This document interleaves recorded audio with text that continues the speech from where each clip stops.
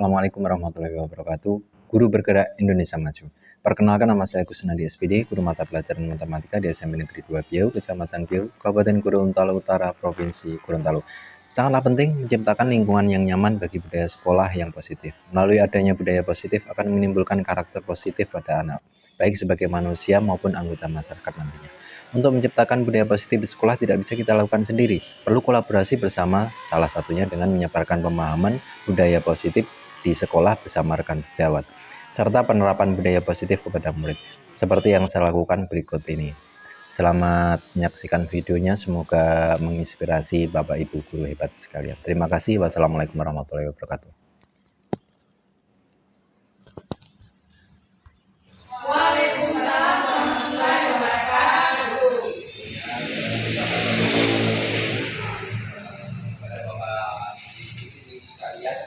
Yang telah meluangkan waktu untuk bisa bertemu pada kegiatan hari ini. Sebenarnya kegiatan apa yang akan kita lakukan hari ini, yaitu mengenai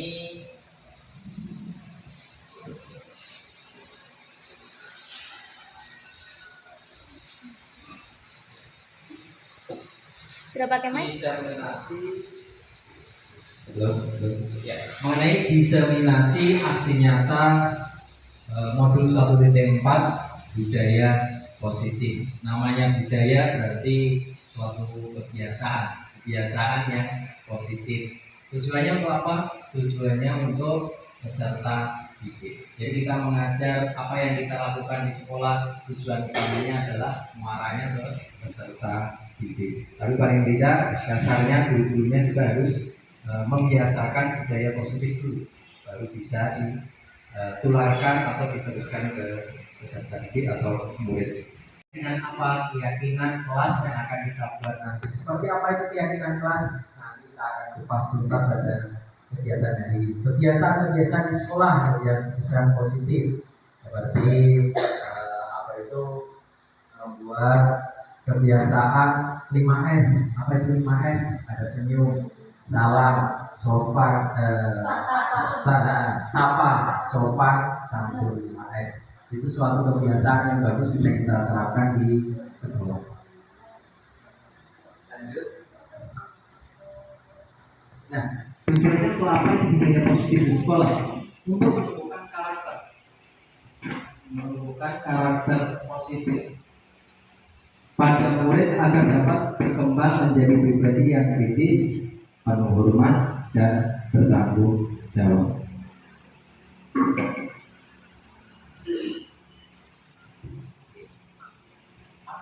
Apa itu budaya positif? Budaya positif adalah nilai-nilai, ini pengertian tadi ya, nilai-nilai keyakinan dan kebiasaan sekolah yang berpihak pada murid. Nah, apa yang akan ada apa saja konsepnya di budaya positif itu?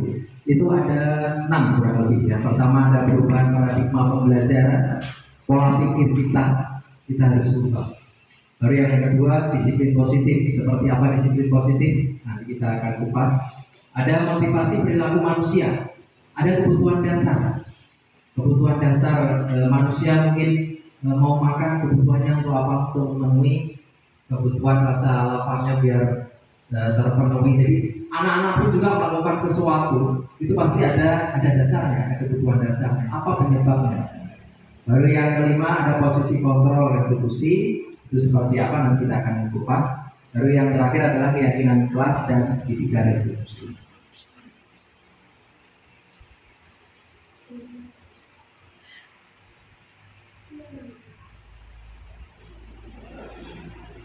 Ya, ini ada pertanyaan pemantik. Mari kita renungkan dari kegiatan kepala tangan. Jadi saya mau minta bantuan ibu-ibu sekalian. Kita coba untuk praktek. Mohon maaf untuk ibu-ibu sekalian, coba kepalkan tangannya salah satu saja kepalkan. Baru bayangkan ibu, bayangkan ada sesuatu di genggaman kalian, sesuatu yang paling berharga yang hanya ibu saja yang bisa tahu. Itu sesuatu yang sangat berharga sekali. coba genggaman itu. Baru kalau misalkan ini ada pertanyaan dari saya dari genggaman itu, kalau ada yang bertanya mungkin sama Ibu Elis, misalkan saja Ibu Elis, buka saja kepala tangannya, saya akan membayar dengan saya kasih uang 100.000 atau 1 juta. Kira-kira Ibu Elis akan menjawab apa yang akan Ibu Elis lakukan? Apakah akan membuka kepala tangan tersebut atau tidak?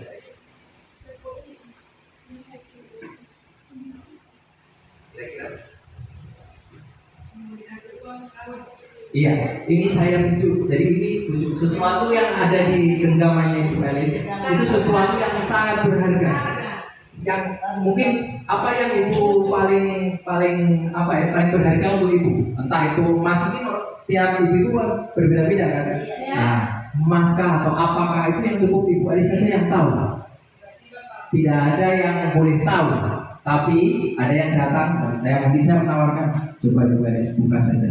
Saya akan bayar itu 1 juta. Kira-kira Ibu Elis akan melakukan apa? Apakah akan membuka kepala tangan Ibu atau tidak? Tidak. Kira-kira kenapa Ibu tidak membuka kepala tangan? Karena sangat berharga. Oke, terima kasih. Kalau untuk Ibu Ivon, Ibu Ivon, kira-kira kalau saya mau bujuk Ibu Ivon tolong buka kepala tangannya, saya akan kasih mobil satu unit mobil. Kira-kira Ibu Ivon akan membuka tangan atau tidak? Tidak, Pak. Tidak. Ini sangat berharga. Sangat berharga. Oke, terima kasih. Kalau misalkan saja ada yang memaksa mau membuka itu dengan sekuat tenaga, apa yang Ibu akan lakukan kira-kira? Saya akan pertaruhkan. Bertahan. Tahan. Itulah. Oke, terima kasih. Boleh dibuka lagi kepala tangannya. Nah, dari kegiatannya tadi kepala tangan, ada pertanyaan selanjutnya. Apa yang Ibu pahami dari kegiatan tadi? Kira-kira apa yang Ibu pahami dari kegiatan tadi? Mengepalkan tangan. Kira-kira dorongan Ibu untuk tidak membuka itu dari siapa? Dari dalam diri atau dari orang lain? Mungkin ada yang jangan dibuka berapapun ini jangan dibuka. Itu dari orang lain atau dari dalam diri sendiri? Dari dalam diri. Itu yang akan kita jadikan patokan untuk merubah melaksanakan budaya positif yang ada di sekolah para peserta didik. Itu dari dalam diri peserta didik. Jadi bukan hanya faktor dari luar. Seperti apa misalkan saja sekarang ini setiap sekolah sudah ada tata tertib sekolah. Terpampang jelas itu peraturannya seperti apa. Pertanyaan saya, apakah masih ada anak-anak yang mungkin melanggar atau tidak memenuhi dari tata tertib tersebut? Ada. Karena mereka hanya terdorong oleh paksaan, ya seperti itu. Tidak ada sesuatu dari dalam diri mereka. Kalau sesuatu itu yang budaya positif itu sudah tertanam di dalam diri mereka sendiri, mungkin tanpa perlu dipasang itu papan tata tertib atau aturan atau apa, nanti kita namanya adalah keyakinan kelas. Itu tanpa perlu dipapang atau ditulis, itu sudah bisa dijalani. Insya Allah mereka tidak akan melanggar karena itu sudah mereka yakini. Nah, pertanyaan ketiga tadi mungkin sudah sempat dijawab. Mana yang lebih utama, faktor intrinsik atau ekstrinsik? Faktor intrinsik itu faktor dari dalam, faktor ekstrinsik itu faktor dari luar. Mana yang paling mempengaruhi agar budaya positif itu bisa berjalan? Intrinsik ya Pak Widya. Oke, kita sepakat dulu ya. Jalan dulu. Nah, perubahan paradigma belajar. Jadi konsep Merdeka Belajar itu selaras dengan filosofi pemikiran IHCP.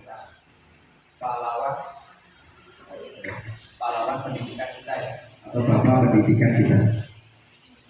Di mana mendidik menurut KHG adalah menuntut segala kodrat yang ada pada murid agar mereka dapat mencapai keselamatan dan kebahagiaan, baik itu sebagai manusia atau anggota masyarakat. Jadi Bapak Ibu, tugas kita, karena ini yang dibahas konsepnya Merdeka Belajar, otomatis ini adalah kurikulum belajar. Jadi paradigma perubahan apa yang paradigma perubahan apa yang perlu kita rubah. Itu tugas kita sekarang ini Bapak Ibu, bukan lagi hanya mengajar, istilahnya kita menuntut. Jadi menuntut apa yang ada pada murid sesuai kodratnya. Ada dua kodrat, ada kodrat alam dan kodrat zaman, itu kita bahas. Jadi kita hanya menuntut mereka. Bukan kalau mungkin di kurikulum sebelumnya kita memaksa seperti ada si A dan si B.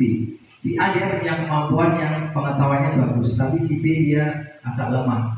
Jadi kita paksa, kita kasih materi yang sama agar keduanya bisa memahami materi kita. Sudah tidak bisa lagi. Maksudnya tidak bisa bagaimana? Kita tidak bisa memaksa anak untuk memahami materi agar sama pengetahuannya antara, atau sama pemikirannya antara si A dan si B. Tujuannya memang ke situ, tapi caranya tidak ke situ.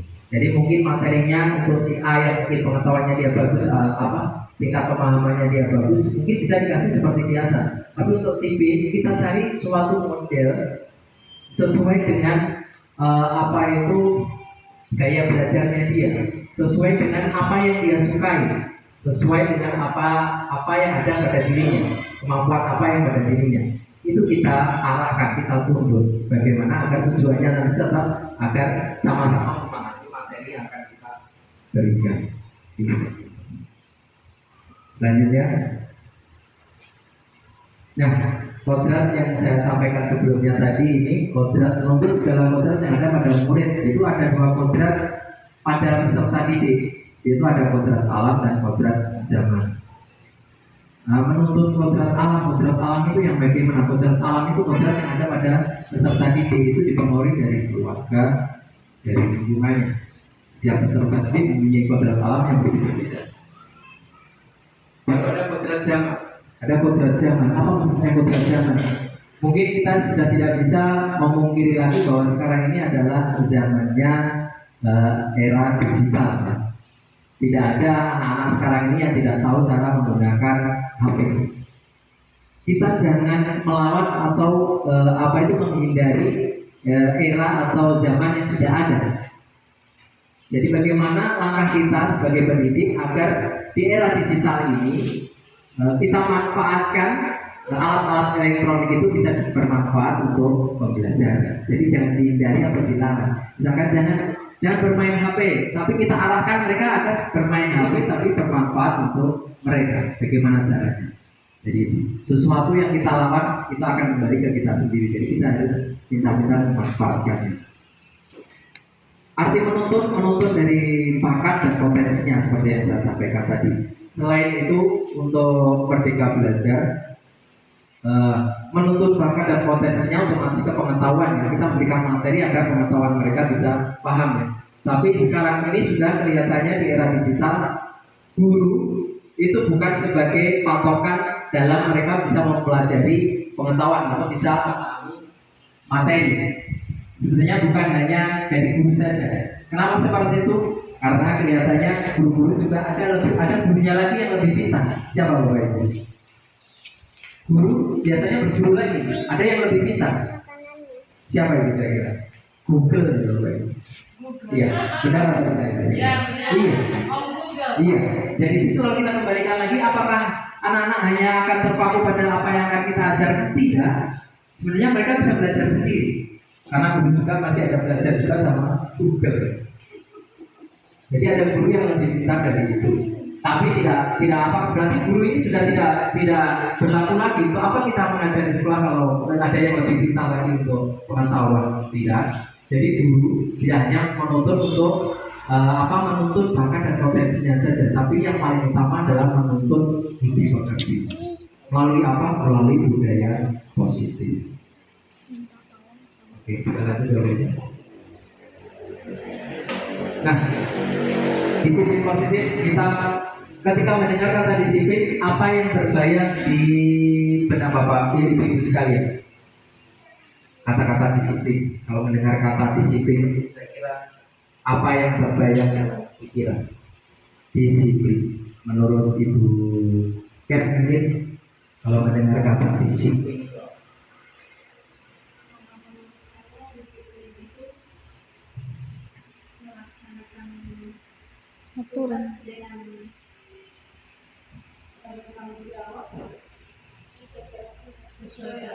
aturan. Berarti saya garis bawahi berarti disiplin itu aturan. Iya, menurut Ibu Ker, dia disiplin itu adalah aturan. Mungkin ada dari ibu yang lain kalau mendengar kata disiplin, kira-kira menurut Bu Vina kira-kira. Ibu sekalian, kira-kira kalau dengan kata-kata disiplin itu dia merasa nyaman atau tidak? Tidak selalu. Tidak selalu. Berarti ada rasa tidak nyamannya ya? Iya, kayak macam bilang, Terpaksa. macam jangan menggunakan HP di saat apa. Nah. Tidak nyaman kan? Betul sekali. Berarti ada kalau mendengar kata disiplin itu ada rasa ketidaknyamanan, aturan, sesuatu yang mengikat dan seperti itu. Oke. Yang kita bahas di sini. Yang kita bahas di sini adalah disiplin positif. Apakah nanti akan mengikat atau tidak? Disiplin itu ada dua. Ada ekstrinsik dan ada intrinsik. Kalau ekstrinsik itu dari luar, itu otomatis kalau tidak melaksanakan disiplin pasti ada konsekuensinya, ada hukumnya. Nah, hukum akibatnya akan terpaksa. Jadi anak kalau misalkan saja tidak mengikuti aturan, oh kamu berarti ibu akan hukum. Nah, itu konsekuensinya kan seperti itu. Jadi anak akan melakukannya tapi dia terpaksa. Dia melakukannya karena takut akan dihukum, bukan dari kemauannya dia sendiri.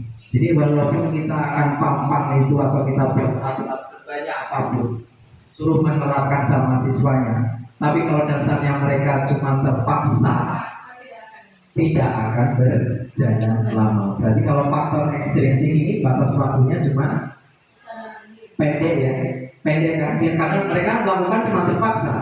Kalau sesuatu yang dipaksa terus, suatu saat akan lebih parah lagi. Mereka akan lebih parah lagi.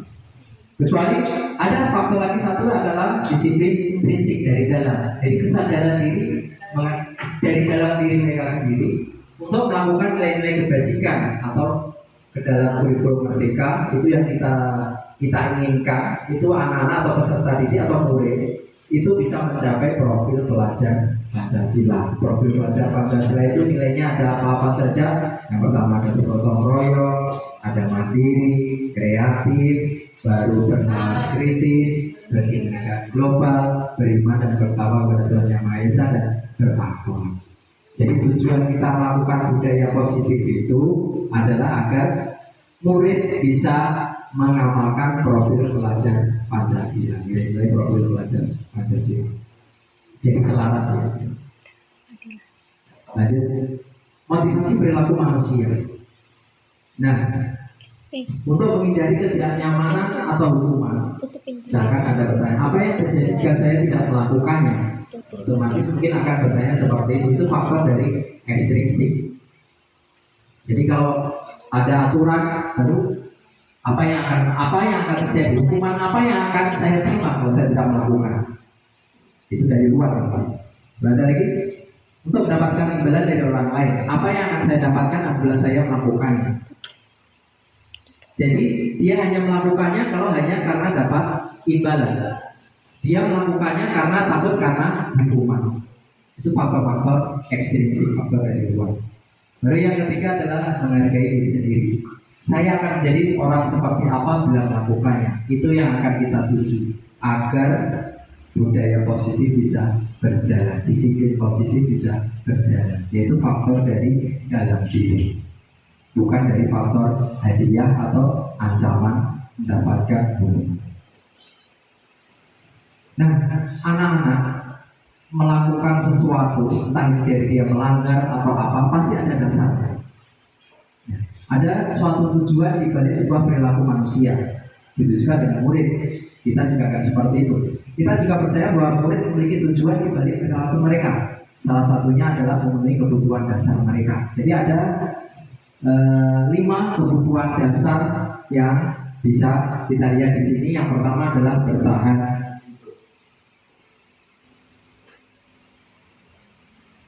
Ya, ini bertahan hidup. Biasanya bertahan hidup seseorang pasti apa yang akan dilakukan untuk bertahan hidup? perlu makan, perlu minum, baru bekerja akan menghasilkan uang. Itu tujuannya untuk apa? Untuk memenuhi kebutuhan dasarnya. Kebutuhan apa? Kebutuhan bertahan hidup dari sini. Baru ada lagi kebutuhan dasar, ada kasih sayang dan rasa dicintai, kasih sayang dan rasa dicintai. Mungkin ada anak-anak yang melanggar biar saya akan melanggar, nanti biar ibu mau panggil kemari saya, biar ibu gak tegur sama saya. Mungkin akan ada yang seperti itu. Nah, baru ada lagi kebutuhan dasar, ada kebebasan. Dia agar dia merasa bebas. Jadi dia mungkin sebelum waktunya jam belajar sudah selesai, dia sudah lari duluan. Karena dia merasa di sekolah itu merasa terikat. Dia suka kebebasan, dia mau keluar, dia mau mungkin main bola, dia mau apa, itu mungkin kebutuhan dasar sama murid-murid. Baru ada lagi yaitu kesenangan. Kebutuhan dasar karena dia merasa kesenangan. Baru ada penguasaan, ingin menguasai. Jadi saya melakukan sesuatu karena saya ingin menguasai hal tersebut. Jadi ada 5 kebutuhan dasar. Dari sini untuk apa tuh 5 kebutuhan dasar yang ini? Kita perlu pahami dulu dari peserta didik. Jadi Bapak Ibu jangan langsung divonis kenapa kamu melakukan itu. Kita pahami dulu. Kenapa mereka melakukan itu? Dari kebutuhan dasar yang mana yang mereka bisa melakukan itu? Pasti ada kebutuhan dasar yang menjadi tolak ukur peserta didik atau murid melakukan sesuatu. Jadi kita perlu tanya dulu, diskusi dulu. Jadi dia melanggar, dia bolos, dia ramai sendiri di dalam kelas itu sebenarnya apa? Apa tujuannya? Lanjut boleh. Motivasi perilaku manusia. Ya, motivasi perilaku manusia itu untuk menghindari ketidaknyamanan atau hukuman yang tadi mau.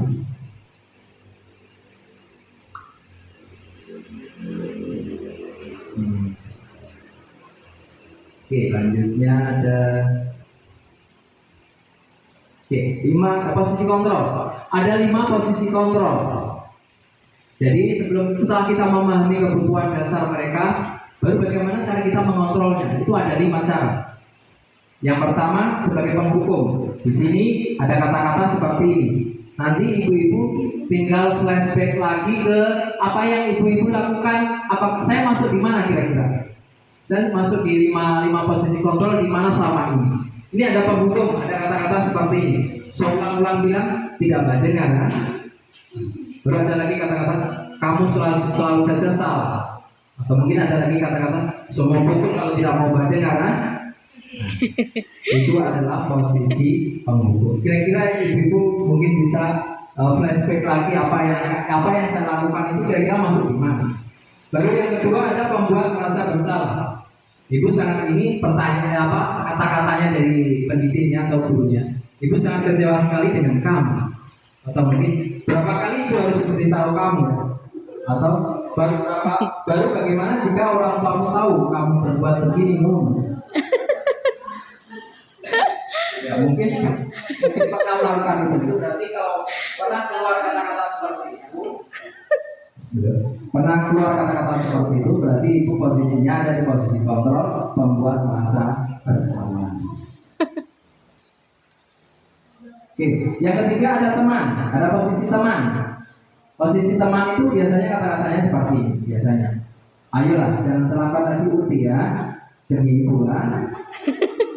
Ya, mungkin ada lagi yang ya sudah kali ini tidak apa-apa, nanti ibu bantu bereskan. Biar teman-teman yang lain tidak tahu. Mungkin paham. Kalau posisi pemantau, kata-katanya apa yang telah kamu lakukan, sanksi atau konsekuensinya apa? Itu posisi pemantau. Baru posisi yang terakhir adalah manajer. Masih ingat dengan keyakinan kelas kita? Baru apa rencana kamu untuk memperbaiki semua ini? Nah, kira-kira ibu-ibu ada di posisi berapa dari posisi kontrol ini yang sudah diterapkan sama anak-anak atau sudah pernah dilakukan? Semua. Semua. Posisi satu penghukum ya. Baru dua pernah ya. Baru teman. Tiga pernah. Keempat dan kelima?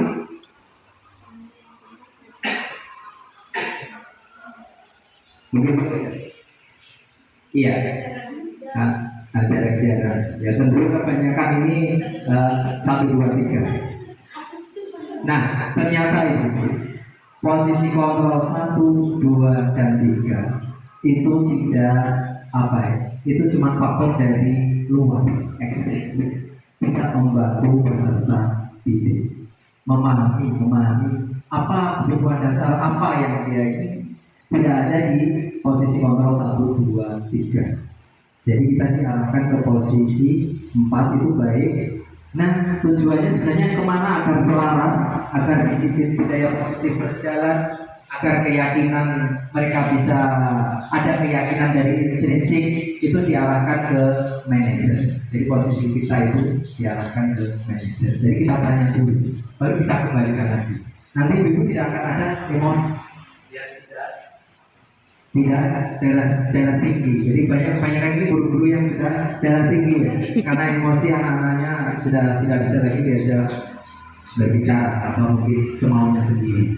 Kalau di posisi manajer kita akan slow. Jadi kita kembalikan lagi. Misalkan saja ada anak yang nanti kita akan bahas ada caranya di manajer, ada caranya, ada 3 cara. Bisa saja. Nah, keyakinan kelas. Jadi untuk menentukan setelah kita tahu kebutuhan dasarnya apa, kenapa melakukan itu, baru posisi kontrol mana yang akan kita ambil, kita buat itu sebuah keyakinan kelas. Apa itu keyakinan kelas? Keyakinan kelas adalah nilai-nilai kebajikan yang menjadikan perhatian utama di sekolah Anda. Untuk dasar pembentukan keyakinan sekolah itu ada prosedur.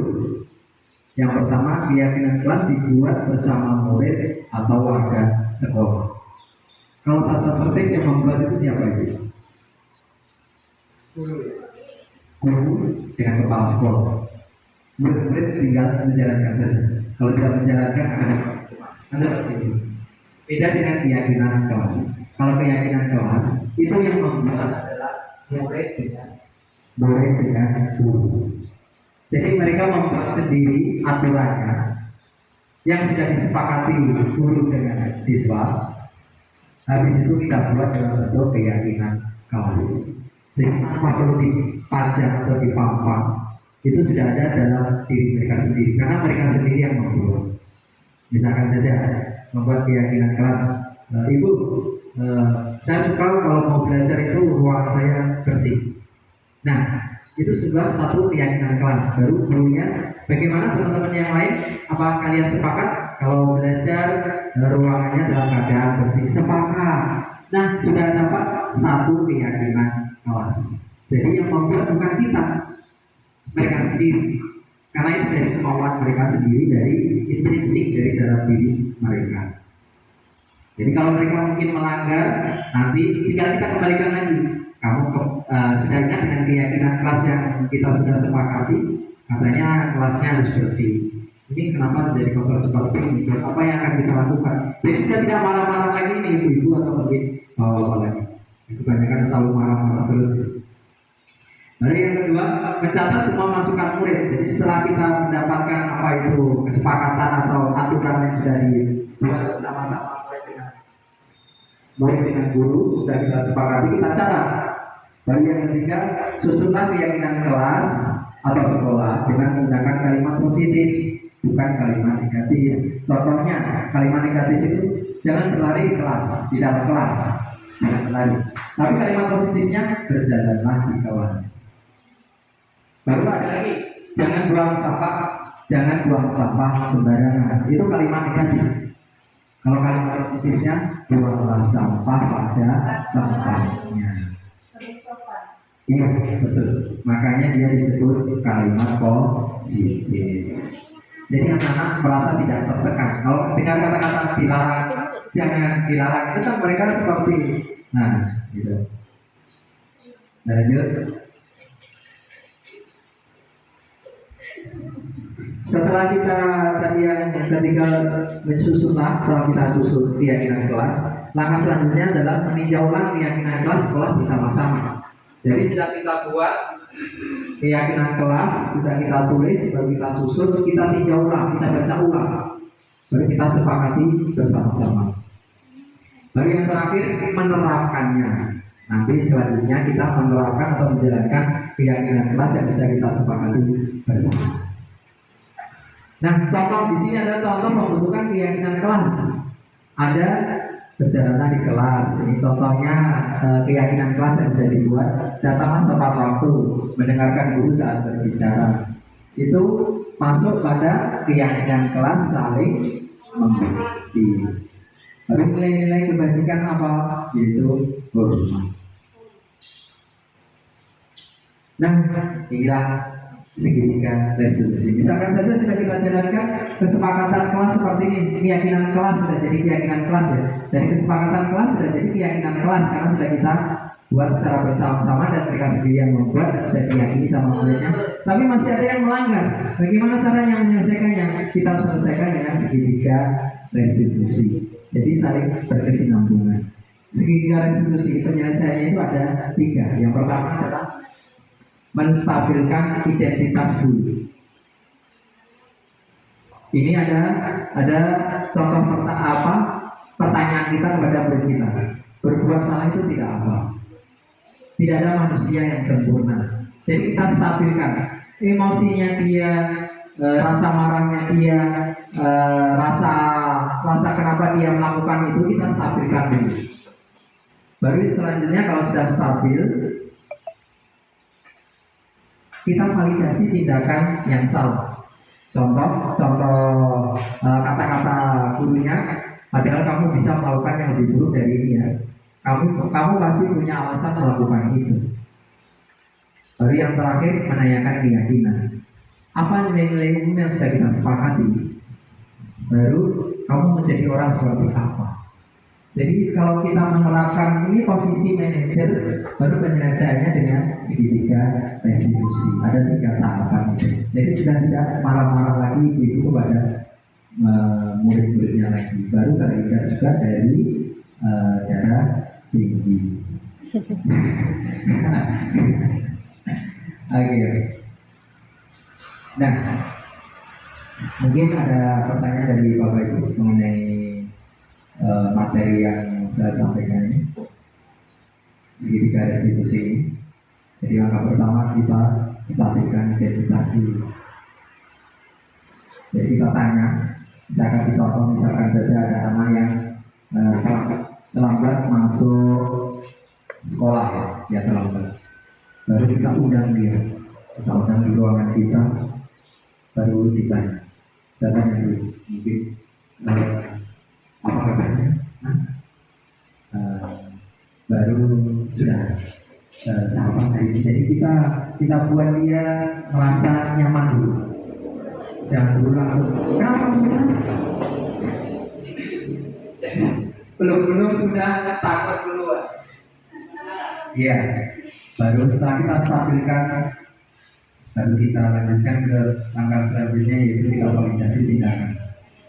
Ya, kita tanya dulu. Setelah kita stabilkan identitasnya, menstabilkan identitas kita tanya, sebenarnya kenapa kamu terlambat? Sebenarnya kenapa kamu terlambat? Ada apa? Kenapa kamu bisa terlambat? Kita tanya dulu itu. Baru dia akan menjawab misalkan, ibu, saya ini terlambat karena masih bapak orang tua. Jadi sebenarnya saya cuma disuruh apa itu Pak masa itu, tapi di papa suruh saya coba pindah sapi. Tapi saya sudah tidak pindah itu karena saya sudah takut masuk ke sekolah. Jadi cuma bapak mamanya masak saja dia sudah terlambat, apalagi bapak pindah. Jadi dia sudah tidak mendengarkan ide papa, atau maksudnya sudah habis bapak masak ya pergi ke sekolah, tapi masih terlambat. Kita kasih apa itu validasi yang salah. Misalkan seperti, oh iya, coba kalau kamu tadi membantu papa membuat pindah sapi ya, pasti kamu akan lebih terlambat lagi dari sudah bagus, kamu sudah membantu sama orang tua. Nanti disampaikan sama orang tua bahwa sapi kita itu. Baru kita yang terakhir menanyakan keyakinan. Nah, kamu sudah Apa masih ingat dengan keyakinan kelas yang sudah kita sepakati? Kalau berangkat ke sekolah itu kira-kira sesuai tidak dengan keyakinan kelas yang sudah kita buat? Jadi akan ada tidak sesuai pasti atau itu. Iya, dari situ jadi membuat pertanyaan nanti digunakan dengan terlambat karena itu sudah keyakinan itu sudah kita buat secara bersama-sama. Jadi sudah tidak ada lagi emosi-emosi seperti itu. Tidak lagi marah. Sebenarnya emosi marah-marah tidak ke Islam. Mungkin ada pertanyaan dari sini? Ada yang bertanya mungkin?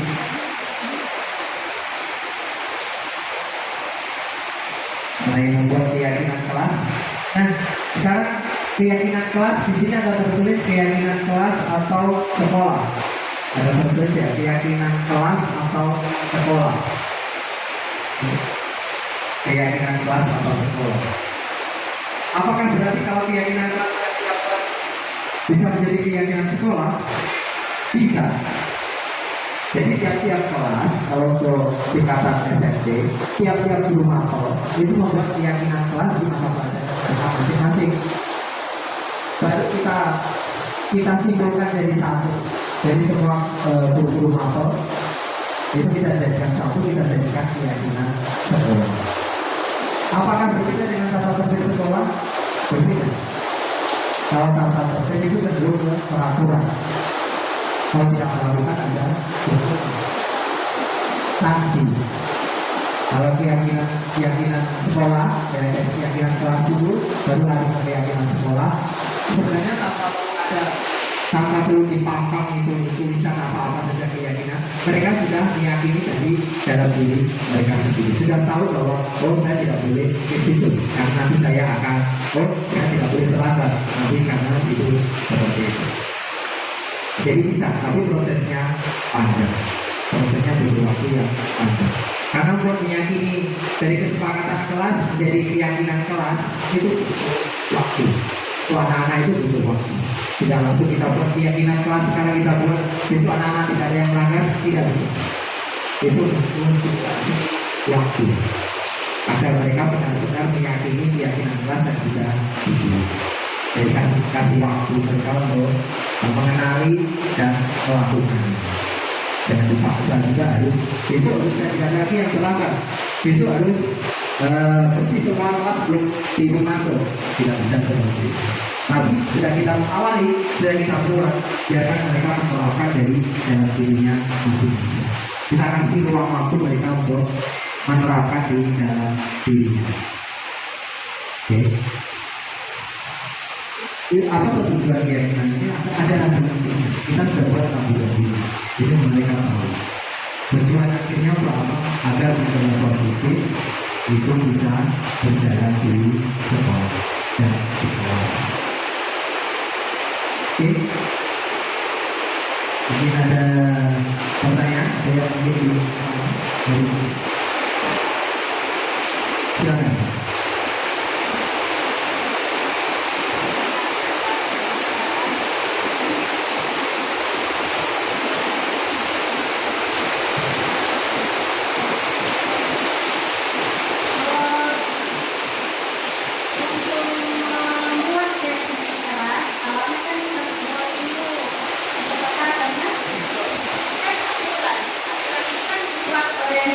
Siswa sendiri kalau untuk meyakinkan, ya.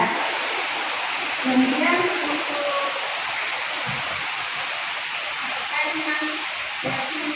keyakinan kelas ini, apakah dilaksanakan oleh siswa ini harus memiliki seperti undang-undang begitu kan?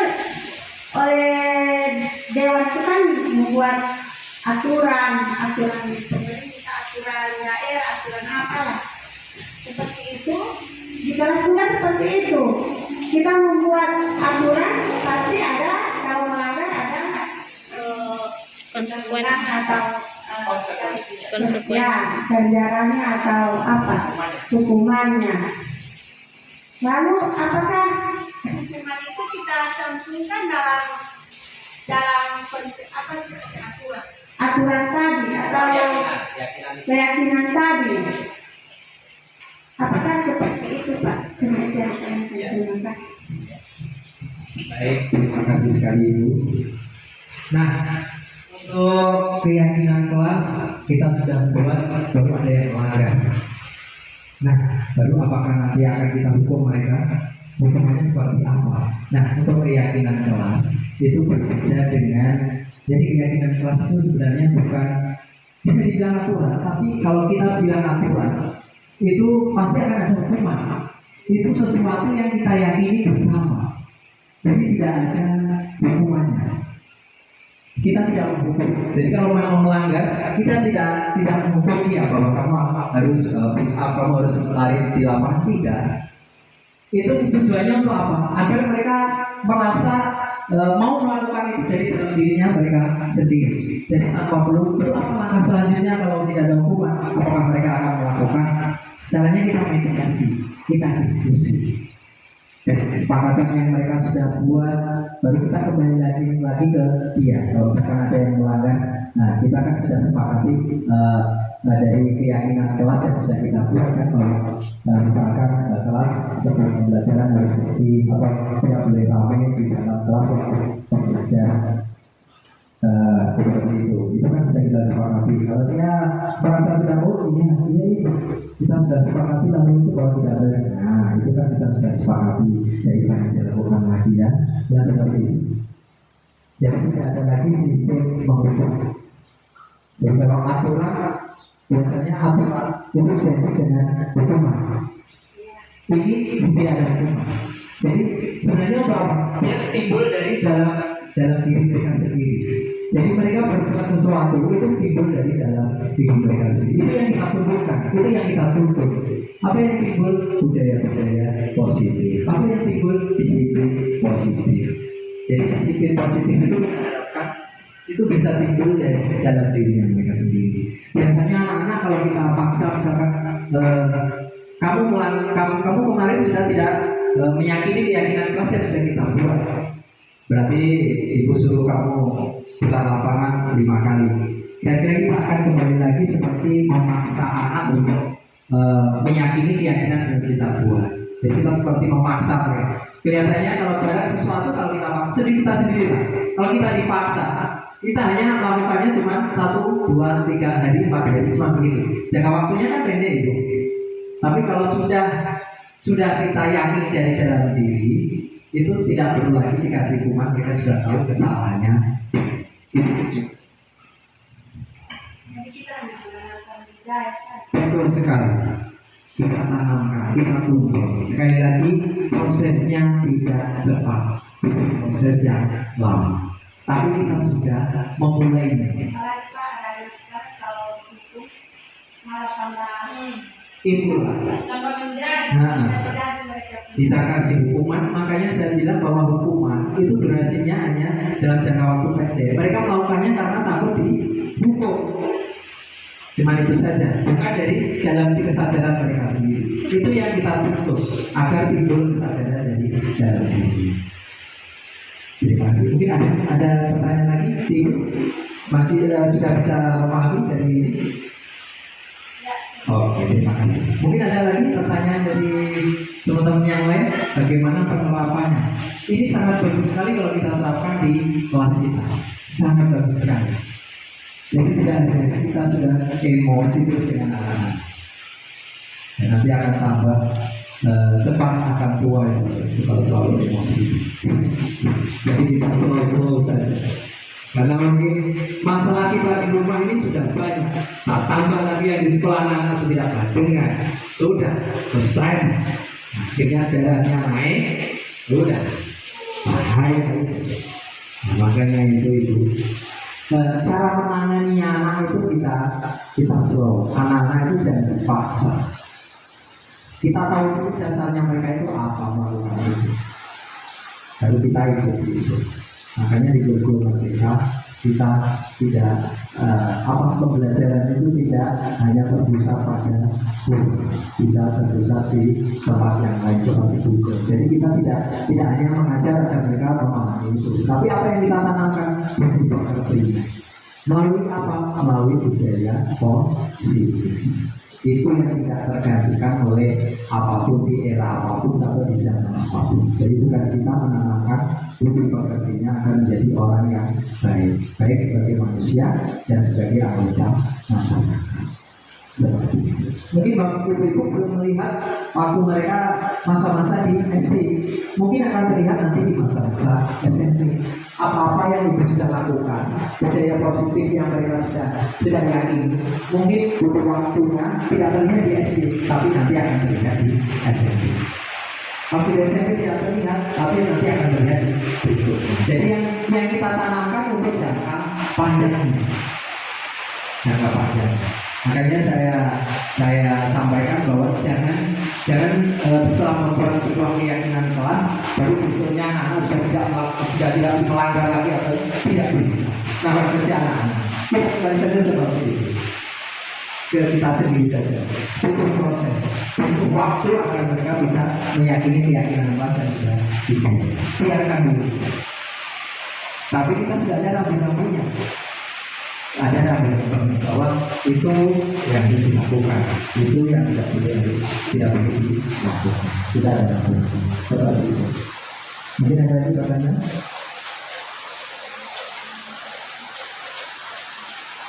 Ya. Kalau tidak ada, mungkin kita akan lanjutkan di refleksi. Ini ada istilahnya. Saya punya kata-kata seperti ini. Refleksi tanpa pembelajaran tidak ada gunanya. Pembelajaran tanpa refleksi itu berbahaya. Jadi refleksi itu apa? Mengulas kembali.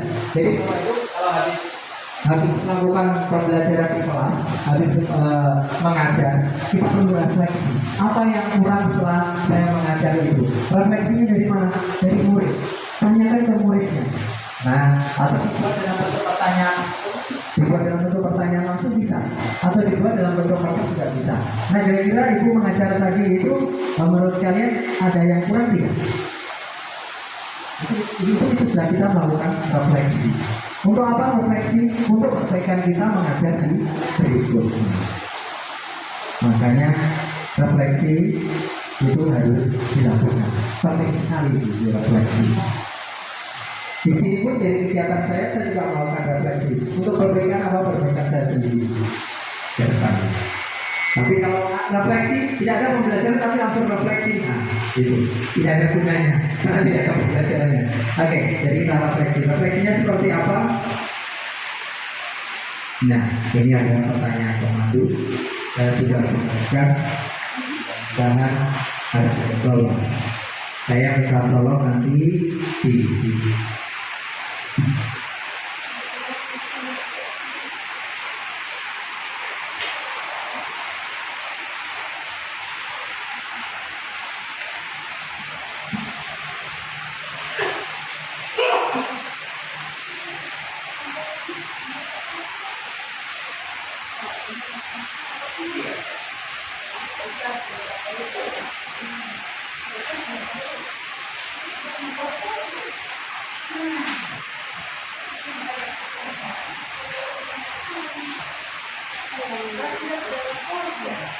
Ya, ada pertanyaan pemandunya. Apa yang Bapak atau Ibu dapatkan dari pertemuan hari ini? Kira-kira apa yang Bapak dapat dari materi yang sudah saya sampaikan tadi? Ada pertanyaan kedua, berikan saran dari pertemuan kali ini. Kira-kira apa yang kurang, atau mungkin ada sesuatu yang perlu Ibu sampaikan di pertemuan kali ini, sampaikan saja atau saja di poin yang silakan.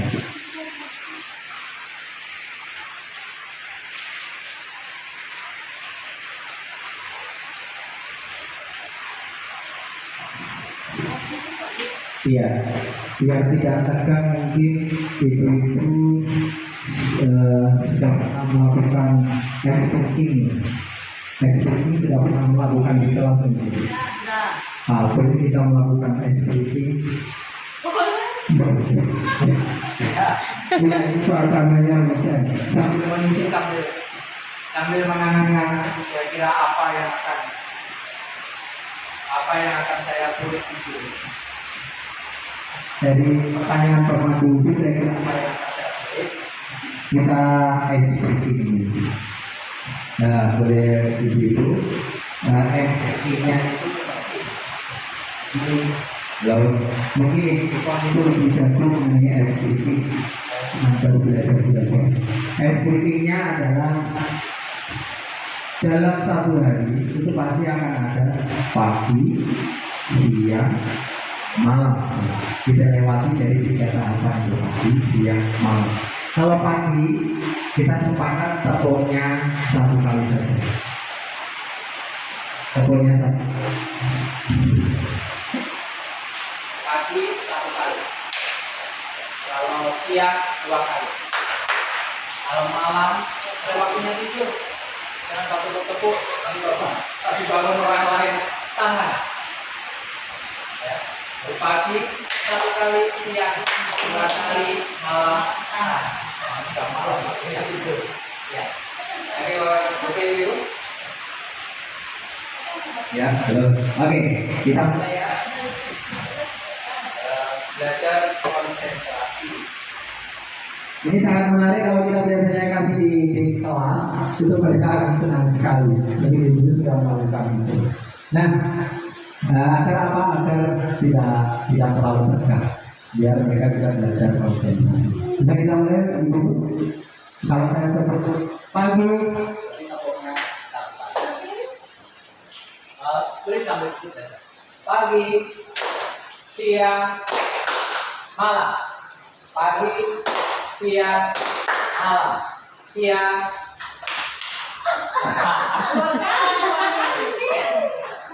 Iya. Oke. Nah, kita akan sekali lagi. Biar konsentrasi kan? Nah, konsentrasi. Oke. Pagi 1 kali, siang 2 kali, malam berhenti. Karena waktunya tidur. Oke, kita mulai hitungan ketiga. 1, 2, 3.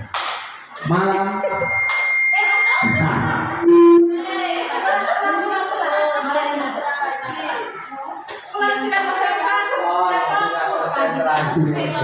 Ibu-ibu tidak konsentrasi katanya. Oke, kita ulang. Oke, pagi 1 kali, siang 2 kali, malam dilarang untuk tepuk tangan. Oke, siap ibu-ibu? Hitungan sampai ketiga. 1, 2, 3. Siap. Pagi, malam. Oke. Boleh dilanjutkan lagi. Silakan lanjutkan lagi untuk refleksinya.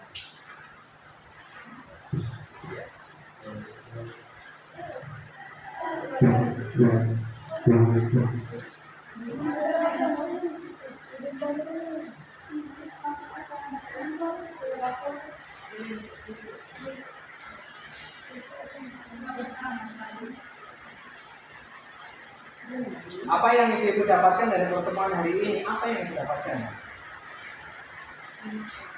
Silakan.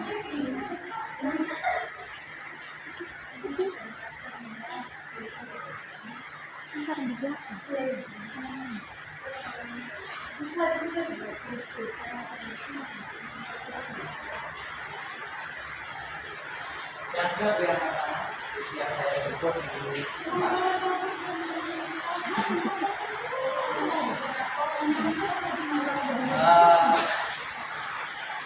Saya sempat menyampaikan tadi mengenai budaya positif, kira-kira ada sesuatu yang didapatkan dari ternyata membuat budaya positif itu harus atau membuat keyakinan keras itu ternyata harus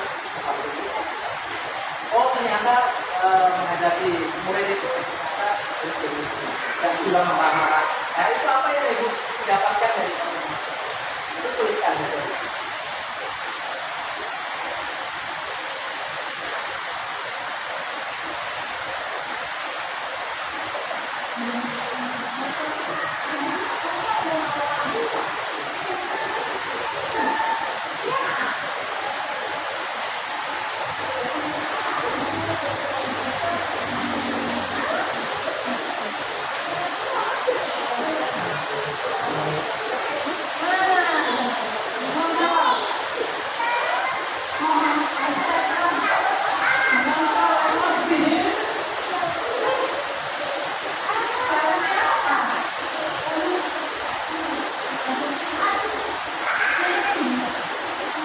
Antar Jo, antar dulu.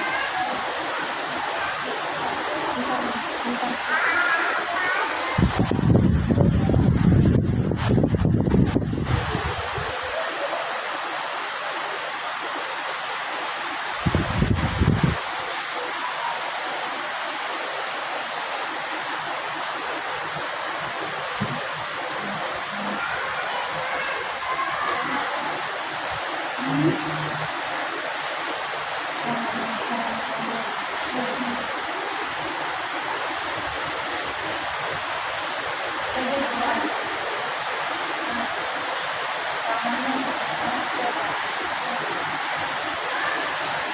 Siapa tahu mungkin ada yang tadi tempat merasa atau sudah ada di situ hukum baru kayak ini. Jadi kita lihat Kenapa takut? Takut. Takut. Tapi ya, aku udah kakak dulu. Ini takuti aku.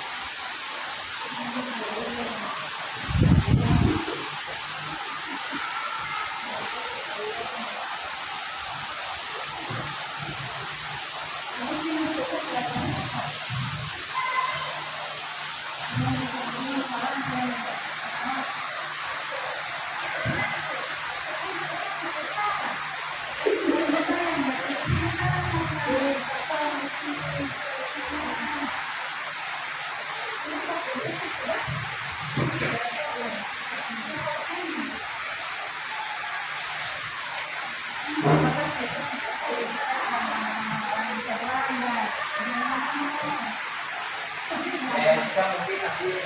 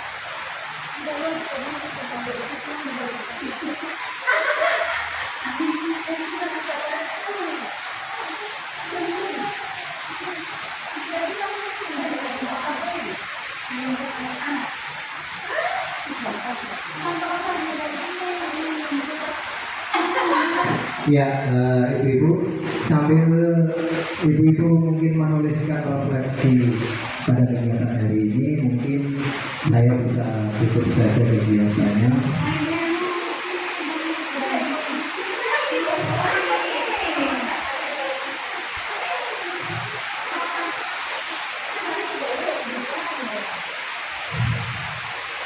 Ya, untuk ini sudah ada yang terakhir, ada yang perahunya dia sudah berlayar, karena ada tulisan thank you ucapan dari saya pribadi. Saya mengucapkan banyak terima kasih atas waktu luangnya Ibu bisa hadir berada di sini. jika seandainya ada sesuatu yang salah dari atau kekurangan dalam tingkah laku saya dalam menyampaikan materi ini, saya mohon maaf yang sebesar-besarnya. Terima kasih untuk kepala sekolah, sekali lagi terima kasih untuk ibu-ibu sekalian. Nah, mungkin saya tutup sampai di sini dulu. Kalau nanti bisa bertemu di pertemuan selanjutnya. Assalamualaikum warahmatullahi wabarakatuh.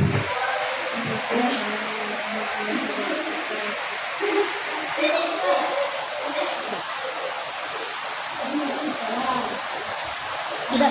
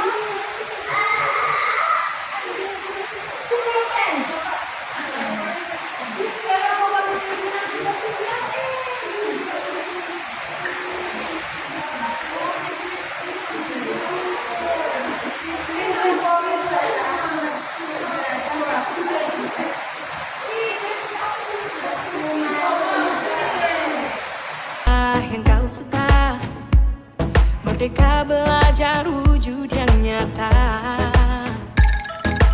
raih mimpimu juga cita-cita, generasi emas Indonesia.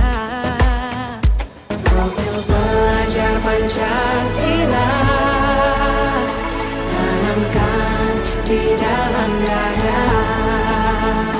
Profil belajar Pancasila